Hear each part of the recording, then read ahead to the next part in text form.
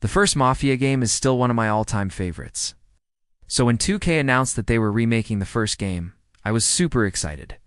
But this isn't a remake. This is Mafia Definitive Edition, which means it's going to include both the original game and a remastered version. Let's check it out. We start with a quick cinematic of Tommy in his older age, looking back at the events that made him who he is today. Then we get an intro cutscene showing us some of the characters in the game. It sets up the story pretty well. We then meet our main character, Tommaso, Das, just an ordinary guy living his life until one day he gets caught up in the Mafia. This is because his father is a cop working undercover for the FBI. This time around there are two separate stories, one from the perspective of Tommy and another from the perspective of a woman named Lucy. This is where we learn more about the setting of the game. She's a waitress at the bar and she's also being blackmailed. It's by the Russian Mafia. One of them involves protecting a guy who has some compromising photos of a judge.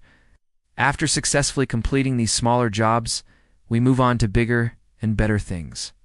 The plan is for me and Kenny to sneak into the building while Frank provides cover. Sneaking into the building is easy enough, but once inside, we find out that there are far more Russians than we expected. Another one involves retrieving stolen items from a museum. These missions do a good job of showing us the inner workings of the Mafia. We can actually romance her in this game, which I did, just to see what would happen. We have to press certain buttons in order to intimidate him. This time, we have the option to be nice and get information out of him, or just straight up kill him. At one point, we have to assassinate a local politician. Later on, we have to plant evidence on the corrupt police captain. Choosing one option doesn't really seem to have any consequences. I love the characters and I love the voice acting. Now it's third person and a lot more action-oriented. It's nothing groundbreaking, but it gets the job done. It reminded me of the Godfather games, except there's more shooting. Unfortunately, I haven't been able to test this out yet, but I will in the future. The music and sound design are also incredible. Everything about this game makes you feel like you're actually in the world. The game runs smoothly at 60 frames per second, and there are no performance issues whatsoever. It's definitely worth playing. But should you buy it? Yes, I believe so. This is a must-have for fans of Mafia and story-driven games. Also recommend it for those who want to experience a Mafia game for the first time. They're not the same old fetch or escort missions. If you liked the video, please leave a like. Until next time, each one presents a unique challenge. For example, the assassination mission has us infiltrate a party and take out the target.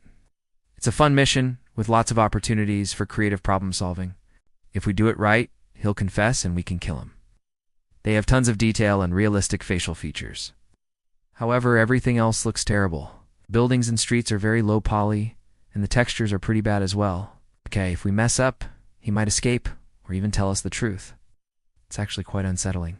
But the mission ends with a surprising twist that connects Lucy and Tommy's story together.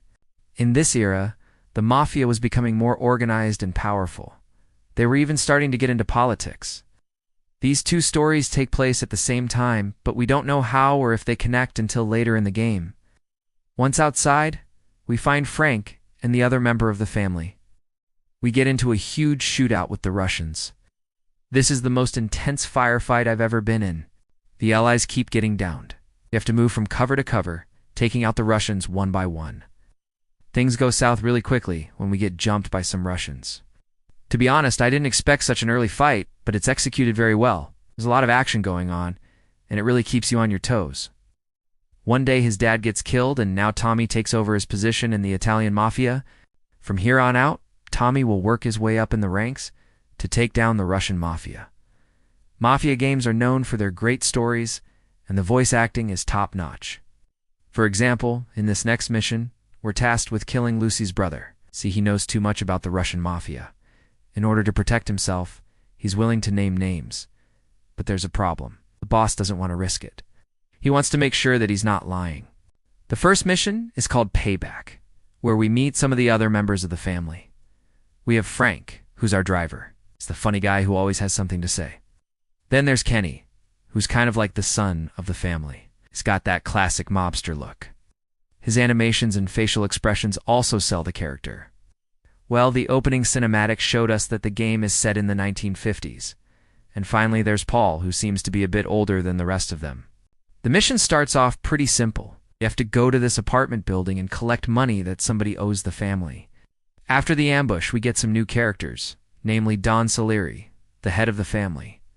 I love the design of Don Salieri. So after the successful collection of money, the guys decide to hit up a bar. This is also where we meet Lucy for the first time.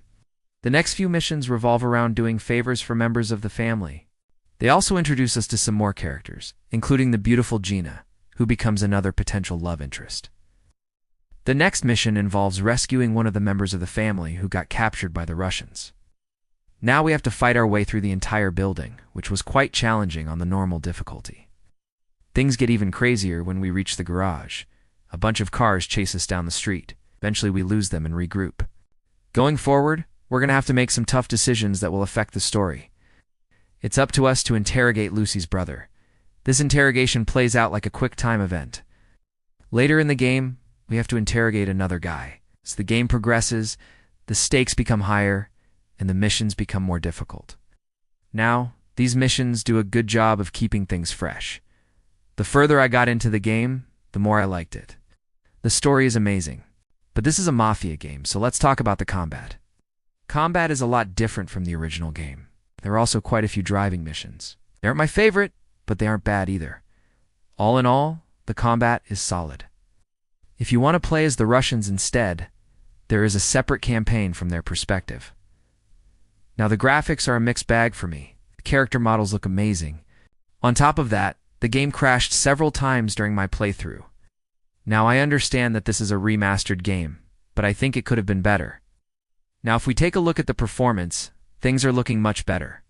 Overall, Mafia Definitive Edition is a great game. It has an amazing story and fantastic voice acting. Thank you so much for watching.